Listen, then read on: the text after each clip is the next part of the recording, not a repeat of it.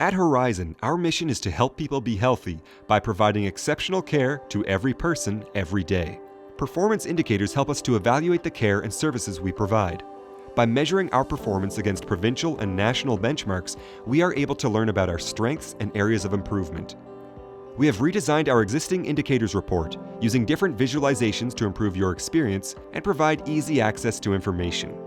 The new design will provide you with an easy, intuitive format to slice and dice the information based on your preferences. This video will show you how to use newly designed Horizon's Performance Indicators report. When the page is loaded, you will see all the indicators and related information displayed. On the left-hand navigation panel, you will find a number of filters and selection options to customize your report and explore pieces of information of interest to you. The report has a table and graph that is dynamically refreshed based on your filter selection. You can also use the plus or minus icons on the table to drill down to see data displayed for different indicators and facilities. Notice the graphs change dynamically based on your selections.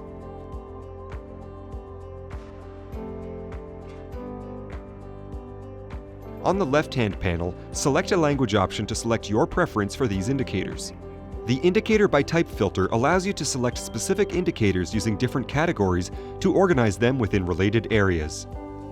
The Area and Facility filter will let you look at indicators for selected areas and facilities. Remember, some indicators are listed by area, whereas others are listed for facilities. For best results, always select the indicators you wish to see before selecting areas and facilities. The Baseball Cards widget is found in the middle area of the report. This widget allows you easy access to definitions, descriptions, and other information relating to each indicator.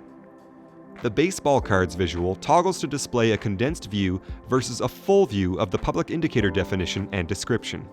Clicking on the baseball card will open the card in its full view, where you can read the complete definition of the indicator along with its important attributes.